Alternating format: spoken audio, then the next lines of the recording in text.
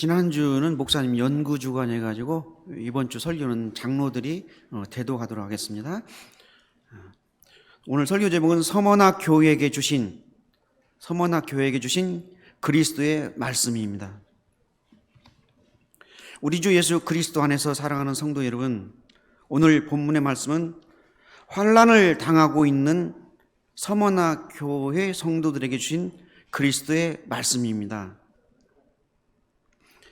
서머나 교회는 요한계시록을 기록한 사도 요한이 사역하던 시절 그 소아시아 7교회 중에 한 교회입니다. 당시 서머나 교회는 유대인들의 회방과 로마 황제 숭배를 반대했습니다. 빌라델피아 교회와 함께 사도 요한의 칭찬을 받던 교회였습니다. 그래서 이 서머나 교회에 환난이 찾아오게 됐습니다. 이 환난에 처한 교회에게 주신 그리스도의 말씀이 오늘 우리에게 어떤 의미가 있습니까? 오늘 우리는 신앙생활 자유롭게 할 수 있는 나라에서 살고 있습니다. 우리가 게을러서 신앙생활 제대로 못하는 것이지, 그때 당시처럼 우리가 억압받고 핍박당해서 신앙생활을 현재 못하는 경우는 사실상 드문 것 같습니다. 그렇다면 여러분, 박해받고 있는 서머나 교회에 주신 이 그리스도의 말씀이 자유롭게 신앙생활을 하고 있는 우리에게 어떻게 적용할 수 있습니까? 이 말씀은 우리의 상황에 상당히 부적당한 것이 아닙니까? 종교적 박해로 순교할 이유가 없는 우리에게 이런 말씀이 무슨 의미가 있겠습니까? 사랑하는 형제자매 여러분, 우리는 결코 설교 본문인 요한계시록 2장과 함께 마태복음 10장에 있는 예수님의 말씀의 일부분을 함께 읽습니다. 마태복음 10장에서 예수님께서 제자들에게 말씀하셨습니다. 마태복음 10장 25절 하반절에 집 주인을 바알세불이라고 하였거든 하며 그 집 사람들이랴. 여러분, 이게 무슨 말씀입니까? 유대인들이 나를 바알세불이라고 불렀고, 바알세불은 블레셋 사람들이 섬기는 신이고 귀신의 일명 왕이죠. 유대인들이 나를 바알세불이라고 불렀고 내가 지옥으로부터 왔다고 모함했고 또 그렇게 취급했다면 나의 원수인 이 유대인들이 나의 제자들인 너희에게도 똑같이 헐뜯고 핍박할 것이라는 사실을 너희는 알아야 한다는 것입니다. 왜 그렇습니까? 그리스도는 땅에 평화를 주러 오지 않고 검을 주러 왔다고 34절에서 말씀하고 계십니다. 이 사실은 성경의 다른 곳에서도 언급되고 있습니다. 베드로전서 5장 8절을 보시면 너희 대적 마귀가 우는 사자같이 두루다니며 삼킬 만한 자를 찾고 있다고 말하고 있습니다. 그러나 여러분, 우리는 이런 성경 구절들을 싫어하고 이런 본문들을 설교하는 설교자들도 싫어할 수 있습니다. 평화를 깨트리는 말씀을 설교하는 것을 원치 않습니다. 그러나 여러분, 우리 원수인 사단과 세상과 우리 자신의 육신이 우리를 공격하기를 그치지 않는다라고 성경이 여러 곳에서 계속해서 말씀하고 계십니다.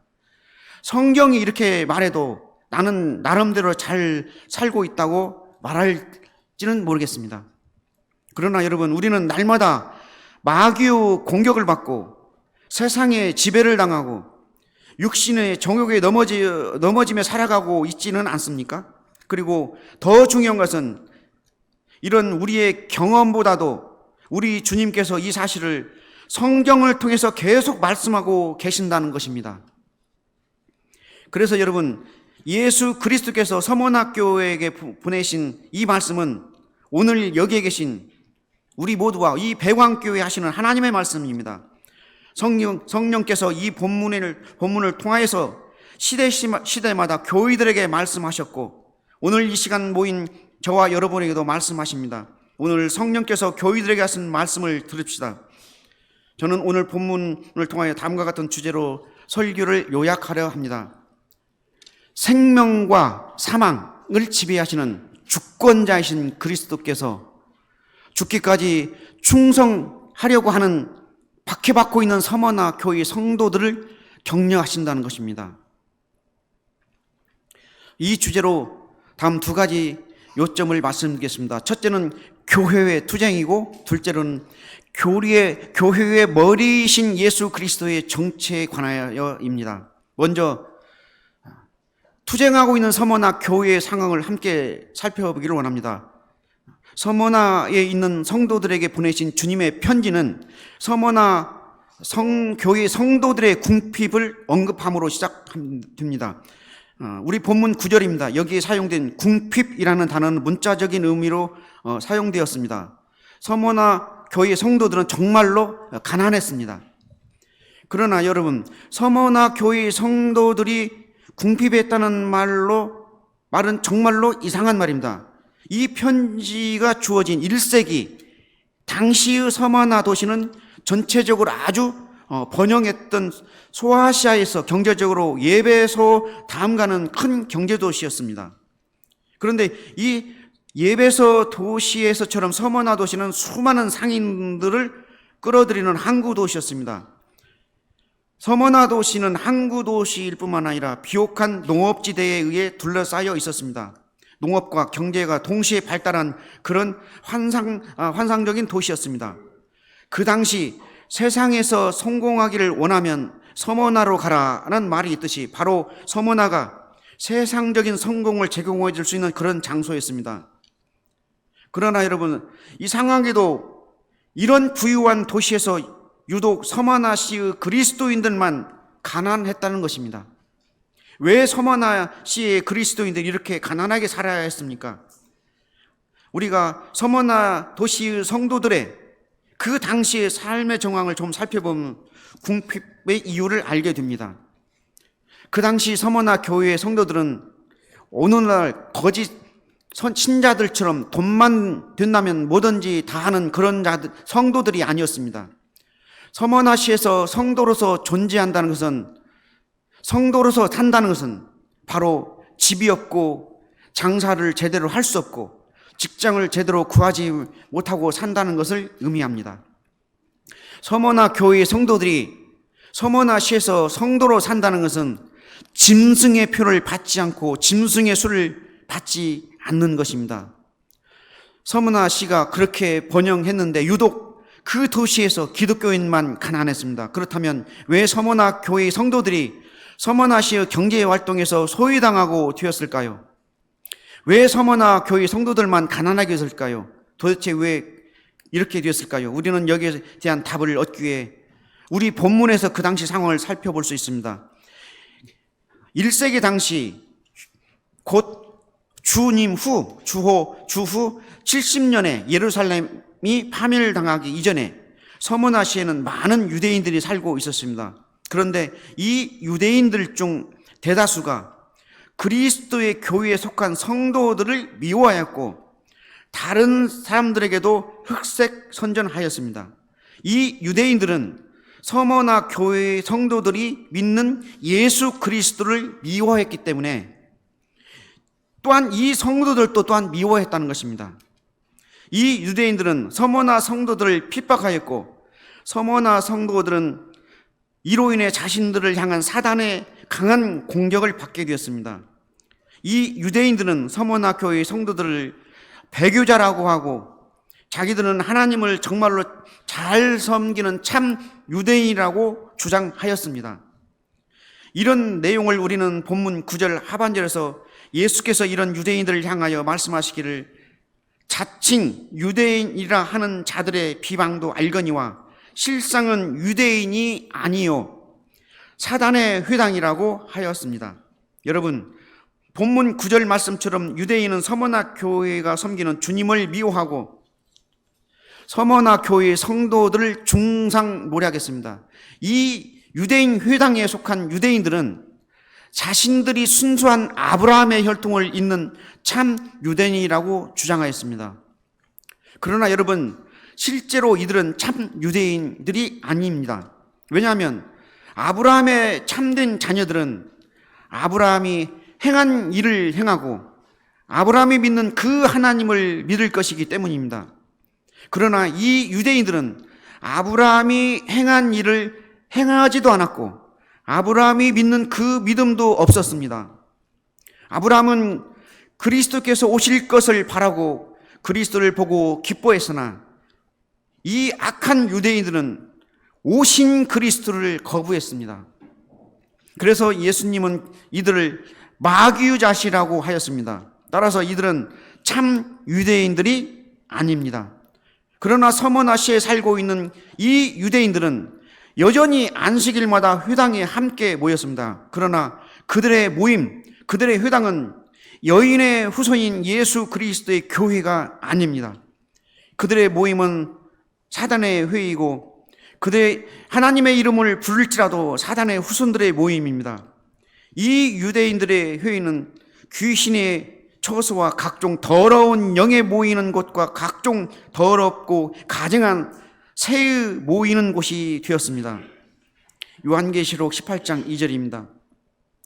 힘찬 음성으로 외쳐 이르되 무너졌도다 무너졌도다 큰 성 바벨론이여 귀신의 처소와 각종 더러운 영이 모이는 곳과 각종 더럽고 가증한 새들이 모이는 곳이 되었도다.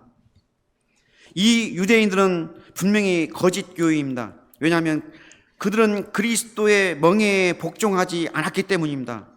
곧 그들은 하나님께서 죗값을 지불하도록 이 세상에 보내신 예수님을 거부했고 성도들이 하나님의 말씀에 따라서 살아가는 것을 가로막고 핍박했기 때문입니다.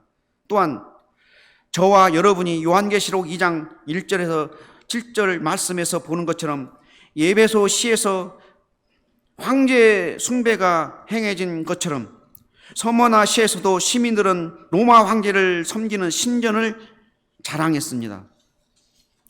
이 도시의 황제 숭배 신전은 이 도시가 로마의 지배를 받는 지역들 중에 가장 위대하다는 것을 말해주는 상징이었습니다. 그 이유로 로마의 지배하에 있는 많은 도시들 중에서 특별히 몇 지역이 선정되어서 황제 숭배를 위한 신전이 세워졌기 때문입니다. 에베소에서와 마찬가지로 역시 여기 서머나에서도 교회 성도들은 로마 황제 숭배를 거절했습니다. 그 결과로 그들은 공적으로 제국의 적들로 이해되었습니다. 따라서 그들은 시민들에게 미움을 받고 가난하게 살 수밖에 없었습니다. 그것이 바로 이유입니다.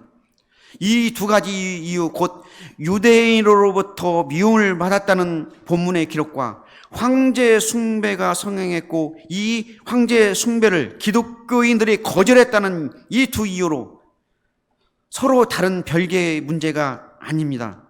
사실은 한 가지 이유입니다. 곧 유대인들이 서머나 교회의 성도들을 제국의 적이라는 시민들의 공적인 불신을 이용해서 더 큰 어려움을 당하게 만들었고 심지어 환난을 당하게 만들었습니다.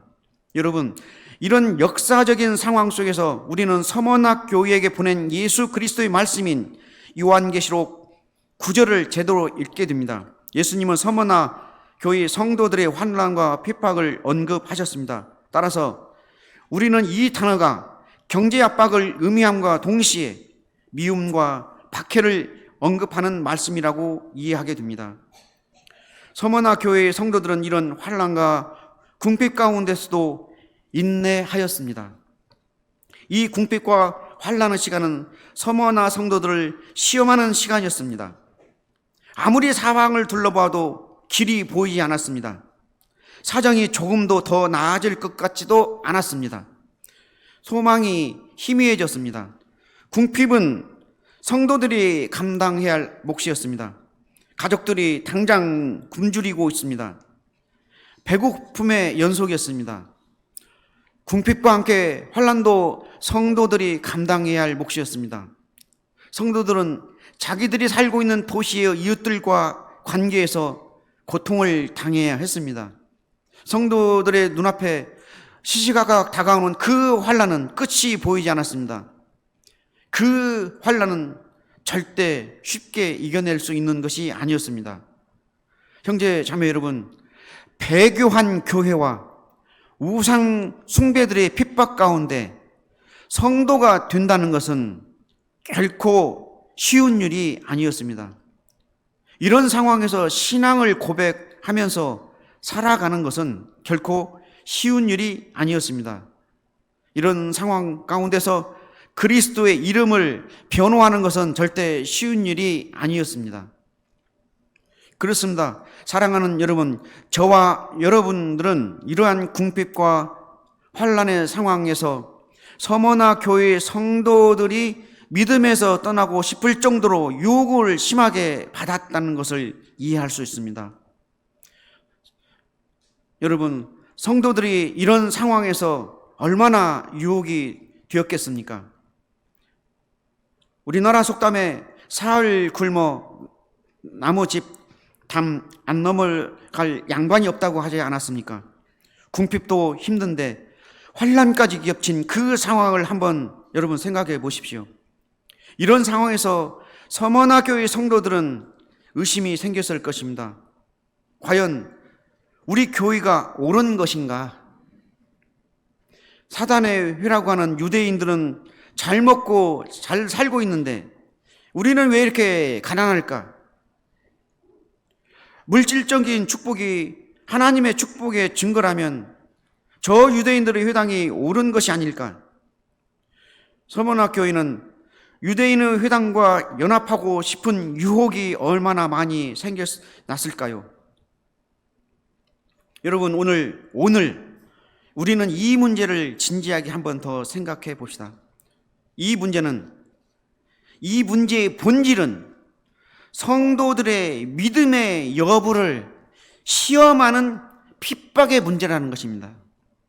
이 문제의 본질은 성도들의 믿음의 여부를 시험하는 핍박의 문제입니다. 정말로 저와 여러분이 우리 자신의 몸을 화형당하게 내어준다면 그럴 때에 그리스도께서 죽음을 정복하셨다는 사실이 얼마나 우리에게 든든하겠습니까? 이 세상의 권력자들이 우리를 꼼짝 못하게 만든다면 그럴 때에 예수께서 이 땅과 하늘의 주님이시라는 사실이 우리에게 얼마나 든든하겠습니까?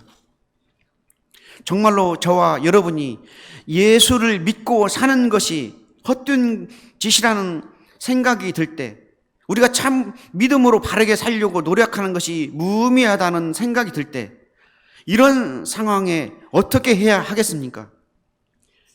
배교자가 되어야 하는 것입니까? 아니면 세상과 타협해야 합니까? 배교한 교회 앞에 무릎을 꿇고 함께 어깨동무를 해야 합니까? 예수님은 11절에서 우리에게 격려하십니다.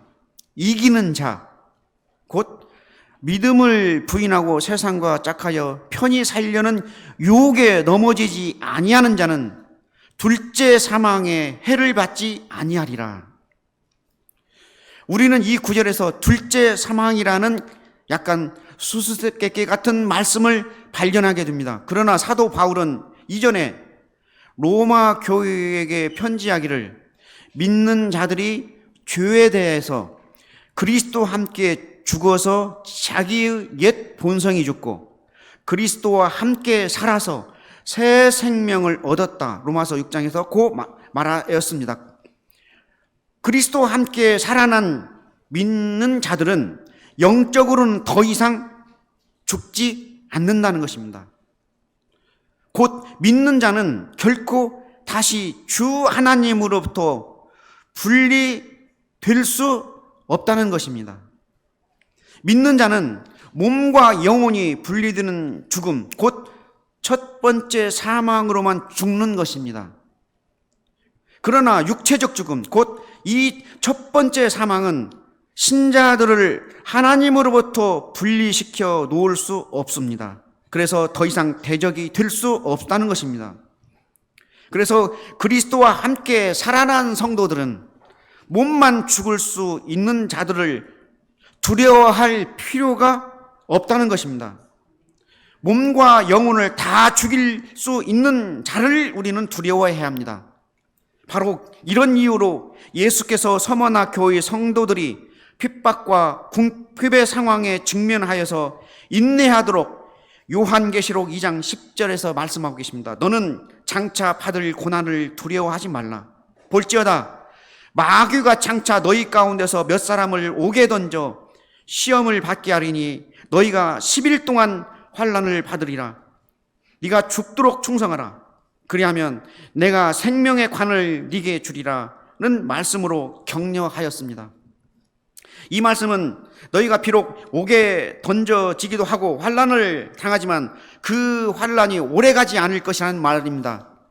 10일 동안 환난을 당하게 될 것인데 그 시간 동안 죽도록 충성하면 생명의 면류관을 얻게 된다는 말입니다.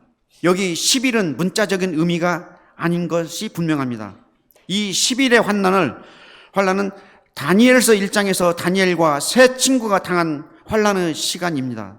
다니엘서 1장에서 다니엘과 세 친구는 10일 동안 시험 받았습니다. 그러나 이 시험을 이겼을 때 그들은 관리로 높임을 받게 되었습니다. 따라서 본문에서도 너희 서머나 교회 성도들이 지금 당하는 환난을 이길 때 높임을 당하게 될 것이라는 주님의 말씀입니다. 그래서 여러분, 박해받는 서머나 교회 성도들에게 가능한 선택은 둘 중에 하나를 택하는 것입니다.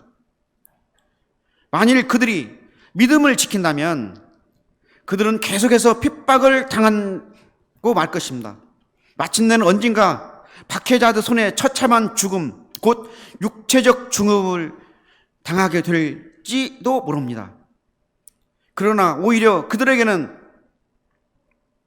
생명의 면류관이 기다리고 있습니다.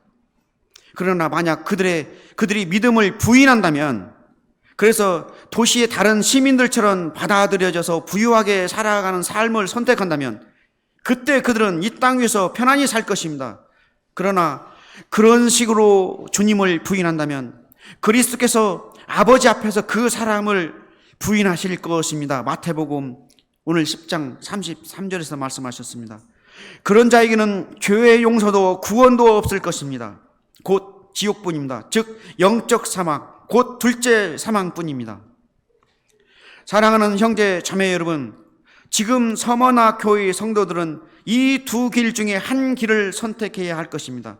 죽음이냐 또 다른 죽음이냐, 곧 영혼으로부터 분리되는 몸의 존재라는 의미에서 죽음이냐, 하나님에 의해서 영원히 거부당하는 존재라는 의미에서 죽음이냐, 몸의 죽음이냐 영혼의 죽음이냐, 곧 육체적 죽음이냐 영적 죽음이냐, 첫째 사망이냐 둘째 사망이냐 하는 것입니다.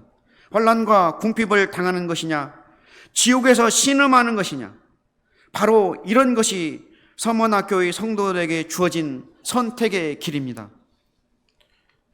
사랑하는 성도 여러분, 매 순간마다 우리는 고난받는 둘째 사망, 지옥에 떨어지는 걸 말하는데, 이 둘째 사망을 당할 가능성에 관하여 잊어버리는 게 되는 유혹을 받게 됩니다. 대신에 우리는 첫째 사망, 곧 환난과 궁핍으로 인해 우리의 육신의 생명을 잃는 것을 피하기 위하여 필요한 일을 먼저 행하게 됩니다. 육신의 죽음의 두려움 때문에 영적 죽음의 두려움을 생각하지 못합니다. 눈앞에 보이는 것만 보는 자는 더 이상 그리스도인으로 살아갈 수가 없습니다. 이런 현실적인 문제는 오늘 저와 여러분의 삶의 실제적입니다. 그래서 육체적인 죽음의 위협이 우리 생명을 짓눌릴 때에 우리는 아내를 남겨두고 먼저 세상을 떠나야 하는 경우를 생각해야 되고, 자녀를 궁핍하게 만드는 일을 심사숙고해야 할 필요가 있습니다. 자신의 미래를 생각하게 되고 두려움에 사로잡히기도 합니다. 그러나 여러분, 우리는 제대로 잘 생각해야 합니다. 돈 때문에, 눈앞에 보이는 이익 때문에 믿음을 저버리고 마음대로 주의를 어기고 예배를 안 드리고 세상 사람들과 어울려서 살면서 성경을 읽고 기도하며 말씀에 따라서 살아가는 일과 상관없이 하루를 적당히 살아갈 것인가? 아니면 생계의 위협 앞에서도, 가족의 위기 가운데서도, 자신의 미래를 알 수 없는 가운데서도 믿음을 지킴으로 영원한 생명을 누릴 것인가? 잘 선택할 수 있기를 바랍니다. 오늘 이 선택에 따라 우리는 다른 길을 걸어갈 수밖에 없습니다. 이제 우리 설교 두 번째 요점입니다. 바로 이 고난당하고 있는 교회에게 교회의 머리이신 예수 그리스도께서 당신의 정체를 밝혀졌습니다. 사랑하는 여러분, 이 서머나 교회가 환난을 당하는 가운데 교회의 머리 되신 그리스도께서 서머나에 있는 교회에게 편지를 보내십니다. 그 편지를 통하여서 예수님은 서머나 교회의 성도들의 어려운 상황 속에서도 믿음을 잃지 않도록 강력한 영향력을 미치시고 계십니다. 예수님은 서머나 교회가 비록 엄청난 위기의 상황에 지금 처해 있을지라도 여전히 교회의 머리 되신 그리스도께서 살아계신다는 것을 지금 당신의 편지를 통하여 서머나 교회 성도들이 생각하게 하셨습니다. 예수 그리스도께서는 그들의 모든 어려움을 해결해 주시기를 위해서 복음을 가지고 그들에게 찾아오셨습니다. 그리스도께서는 이 성도들이 당신의 말씀을 통하여서 그리스도의 영광스러운 약속을 다시 한번 기억하게 하셨습니다. 예수께서 당신의 이름을 소개하고 있는 것을 잘 보십시오. 본문 요한계시록 2장 8절입니다. 처음이며 나중이요 죽었다가 살아나신 이라고 당신의 이름을 소개하십니다. 예수께서 왜 이 이름으로 당신을 서머나 교회에게 소개하시는 것일까요? 먼저 처음과 나중이란 예수님의 이름은 무엇을 의미합니까? 믿음이 없는 서머나 시의 사람들은 이렇게 말했습니다. 가이사가 우리의 왕이고 주권자이다. 모든 것이 그로부터 그를 통하여 그에게서 왔고 그가 처음이요 나중이라고 공모했습니다. 그러나 여러분, 예수님은 박해받은 그리스도인들에게 말씀하십니다. 그 도시의 주민들의 생각은 잘못되었다. 왜냐하면 가이사는 처음과 마지막이 아니기 때문이다. 그 이름은 나에게 속한 것이다. 내가 주권자이고 모든 것이 나로부터 나를 통하여 나에게로 향한다. 너희는 박해를 당하고 있고 너희는 첫 번째 죽음을 넘어서 둘째 사망을 선택할지 심각하게 유혹을 당하고 있다. 그러나 나는 너희에게 바란다. 내가 처음이며 나중이고 주권자이다. 이 처음과 나중이라는 이름은 서머나 교회의 성도들이 이미 구약을 통하여 잘 알고 있었습니다. 구약에서 여호와 하나님은 당신 자신의 이름으로 이 이름을 사용하십니다. 우리는 이사야의 예언들에서 이 하나님의 이름을 보게 됩니다. 이사야에서 44장 6절에서 8절 말씀입니다. 하나님께서 처음과 나중으로서 하나님 자신을 언급하신 것은 당신의 주권과 독립성의 문맥에서 사용됩니다. 6절입니다. 이스라엘의 왕인 여호와, 이스라엘의 구원자인 만군의 여호와가 이같이 말하노라. 나는 처음이요 나는 마지막이라. 나 외에 다른 신이 없느니라. 내가 영원한 백성을 세운 이후로 나처럼 외치며 알리며 나에게 설명할 자가 누구냐? 있거든 될 일과 장차 올 일을 그들에게 알릴지어다. 너희는 두려워하지 말며 겁내지 말라. 내가 예로부터 너희에게 듣게 하지 아니하였느냐? 알리지 아니하였느냐? 너희는 나의 증인이라. 나 외에 신이 있겠느냐? 과연 반석은 없나니 다른 신이 있음을 내가 알지 못하노라. 이 문맥을 보면 하나의 도전이 주어집니다. 누가 정확하게 오늘이 아닌 내일 무슨 일이 일어나는지를 선포할 수 있는가 하는 것입니다.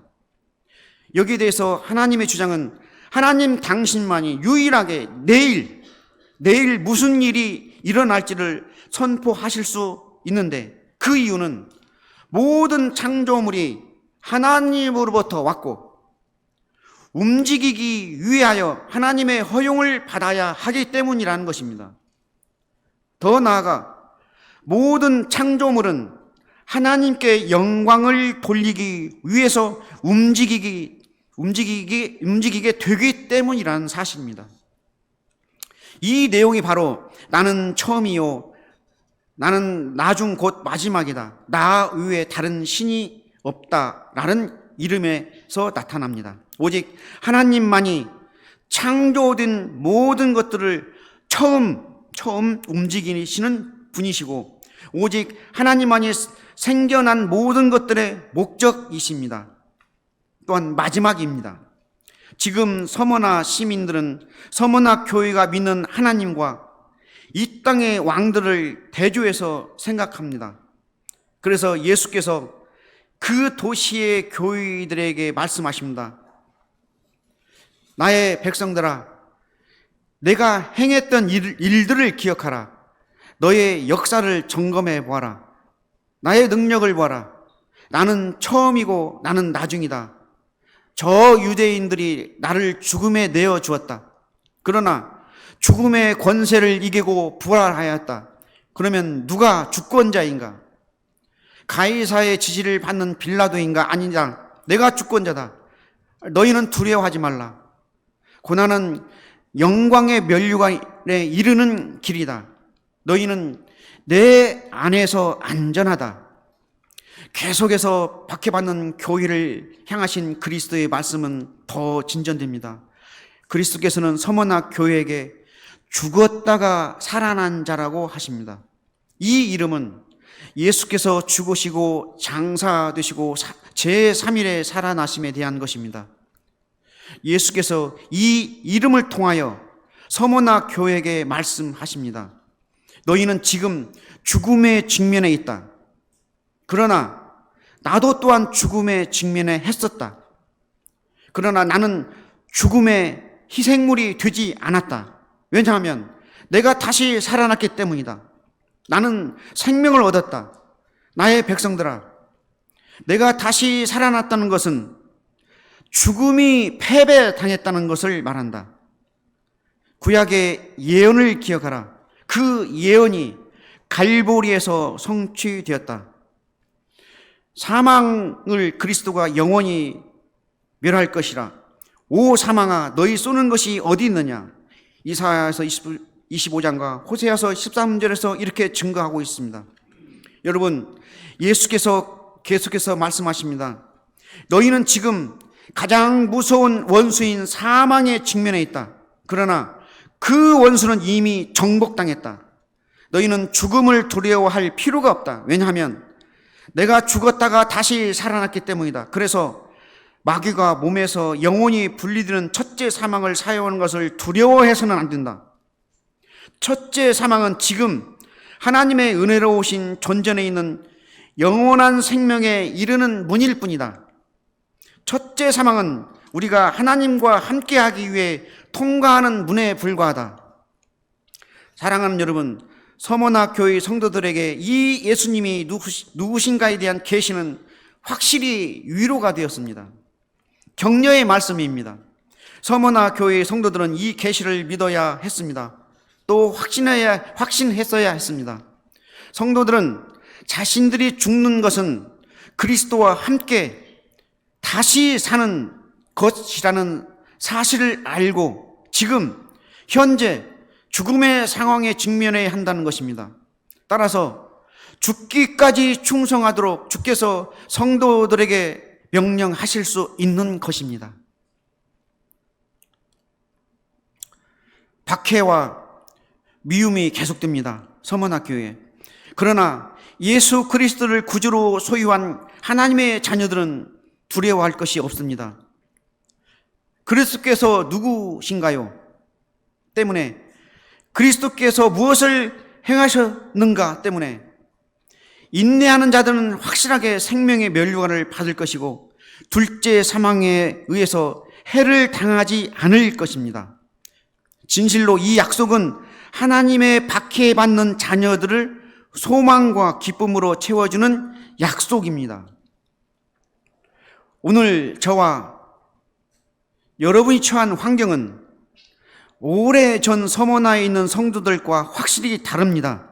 그러나 여러분, 그 차이점은 오직 표면적인 것일 뿐입니다. 우리가 육체적으로 핍박을 당하지 않을지라도 우리는 확실히 사단에게 심하게 미움을 받고 있습니다.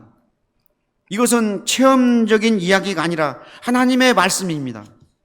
우리는 서머나 교회의 성도들이 오래전에 핍박을 당했던 것처럼 세상에게 핍박을 받습니다. 배교한 교회 성도들에게 핍박을 받습니다. 여러분, 우리가 미움을 당하게 될 것은 하나님께서 이미 계시하신 진실이고 우리가 세상 가운데서 살면서 느끼고 있는 것입니다. 너무나 당연한 것입니다. 여러분, 우리가 죄를 짓지 않고 하나님의 말씀에 따라 살려고 노력하는 만큼 원수들의 미움을 더 강하게 느끼게 됩니다. 부모님들이 끈질기게 하나님의 뜻을 행하라고 자녀들에게 가르칠 때 그런 부모들에게 자녀들이 대항할 것입니다. 우리 이웃 사람들이 여러분들을 경멸할 것인데 그 이유는 부정한 돈을 거부하고 매수당하는 것을 거부하기 때문입니다. 우리의 고용주는 우리를 힘들게 만들 것인데 그 이유는 여러분이 주일에 일하기를 거절하기 때문입니다. 직장 동료들은 여러분을 비웃을 것인데 그 이유는 음란한 이야기에 동참하지 않고 술을 즐겨 마시기를 거부하고 음란한 영상에 관심이 없기 때문입니다. 직장 동료들이 여러분을 조소할 것인데 그 이유는 여러분들이 하나님의 거룩하신 이름이 더럽혀지는 것을 용납하지 않기 때문입니다. 오늘 우리 주변의 세상은 우리가 극단적이고 유별나다라고 생각하는데 그 이유는 우리가 비록 이 세상에 속해 있을지라도 우리 자신과 우리 자녀들이 세상 사람들처럼 아름답게 시작하는 데 관심이 없고 이 세상의 음악의 기호를 받아들이기를 거부하고 세상 사람들의 사고방식에 따라 살지 않기 때문입니다.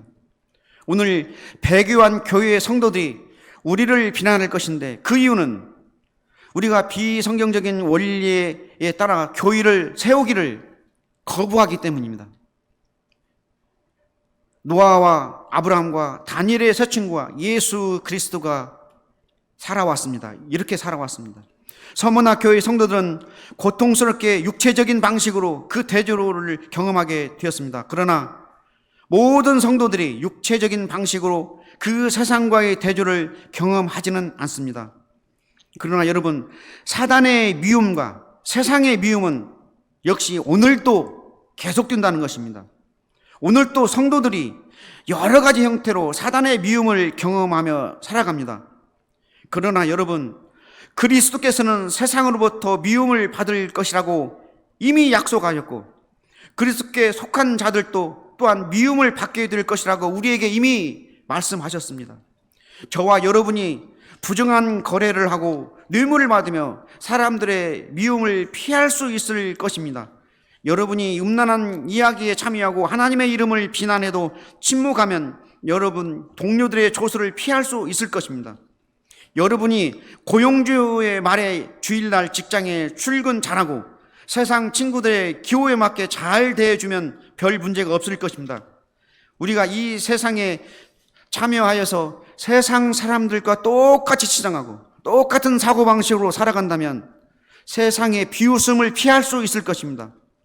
여러분이 타락한 교회의 성도들처럼 똑같이 살아간다면 그들은 여러분을 비난하지 않을 것입니다. 그러나 형제, 자매 여러분, 속지 마십시오. 사단은 그리스도를 미워했습니다. 세상도 또한 그리스도를 미워했습니다. 따라서 그리스도에 속한 우리가 그 사단과 그리스도의 대립을 고수하는 한, 우리가 타협 없이 하나님의 뜻을 행하는 한 우리도 또한 그리스도처럼 미움을 당하게 될 것입니다. 그렇습니다. 여러분, 서머나 교회 형제들이 감옥에 던져진 것처럼 우리도 그럴 필요는 없습니다. 일제 때 믿음의 선배들이 일제 때 신사 참배로 순교하거나 감옥에 갇힌 것처럼 지금 그렇지는 않습니다. 그러나 미움 그 자체가 다른 갖가지 방식으로 표현될 수 있습니다. 우리가 현재 처한 현장에서 당하는 시련이 있을 것입니다. 저와 여러분에게 문제는 예수 그리스도께 대한 우리의 헌신 때문에 세상의 미움과 조소를 우리가 견뎌낼 수 있는가 하는 것입니다. 만일 여러분의 직장의 사장이 예수님의 명령에 반대되는 행위를 요구한다면 여러분이 목숨을 연명하기 위해 그 일을 계속할 수 있겠습니까? 바로 여기에 서머나에 있는 박해받는 교회에게 보내는 예수님의 편지에 오늘날 우리들을 위한 교훈이 있는 것입니다. 환난과 핍박에 또 궁핍의 상황 속에 있는 그들에게 예수께서 당신이 누구신지를 계시하셨습니다. 그러므로 예수님의 이름은 서머나 성도들이 예수께 밀착되어 있을 때만이 안전하다는 것을 뜻합니다. 도시의 시민들이 그들에게 행하는 것에 상관없이 기독교인들은 둘째 사망에 의해서 손상당하지 않을 것입니다. 그들이 분명히 생명의 면류관을 받을 것입니다. 참 생명을 얻어 누릴 것입니다. 여러분, 변하지 않으십니다. 예수님은 변하지 않으십니다. 여러분은 우리의 이웃들의 미움을 견뎌낼 수 있습니까? 예수님은 누구십니까? 그분은 처음이고 마지막이고 모든 것에 대한 주권자이신 주님이십니다. 지난주 교리 설교 가운데서 살인하지 말라고 설교가 됐습니다. 그 본질도 또한 생명은 하나님의 주권의 선물이라는 사실입니다. 오늘 설교 주제 요약에서도 생명과 사망을 지배하시는 주권자인 그리스도께서 죽기까지 충성하는 박해받고 있는 서머나교회 성도들을 격려하고 있는 내용입니다. 그분은 죽었다가 생명을 얻은 자입니다. 미움이 이처럼 강하게 작용하더라도 그리스도께서 모든 것을 이기셨습니다. 예수님은 주권적으로 너는 내 것이라고 우리에게 세례를 베푸셨습니다. 진실로 이것은 우리에게 정말로 오늘 필요한 위로입니다. 저와 여러분이 신앙을 고백할 때, 우리가 내일 우리의 일상사로 돌아갈 때, 우리의 하나님을 무시하는 세상을 살아갈 때, 타락한 교회의 성도들을 만날 때 우리는 많은 질문들을 하게 됩니다. 결론입니다. 내가 일터에서 그리스도의 이름을 고백할 때 내일 내게 무슨 일이 일어날까? 우리도 조만간 박해를 경험하지 않을까? 우리의 자녀들도 박해를 경험할 것인가? 나의 목숨을 잃는 것은 아닐까? 우리가 내일 말씀에 따라 살 때 이 사회에서 직장을 지킬 수 있을까? 이 힘든 시대에 과연 나의 직장을 지킬 수 있을까 하는 것입니다. 세상 속에서 믿음을 지키다가 굶어 죽게 되는 것은 아닐까? 그리스도께서는 여기에 대해서 분명한 답을 주십니다. 그리스도께서는 처음이시고 나중이고 죽었다가 살아나신 자라고 말씀하고 계십니다. 그래서 저와 여러분은 항상 하나님과 함께함으로 안전합니다. 이 말씀은 오늘 저와 여러분에게도 세상의 반응이나 세상의 가치에 상관없이 하나님께 죽기까지 충성한 자들에게 주시는 그리스도의 위로일 것입니다. 오늘 여러분 어려움 가운데서도 믿음을 지키고 죽기까지 충성하는 자들은, 이기는 자들은 생명의 면류관 얻고 둘째 사망의 해를 받지 않을 것입니다. 아멘.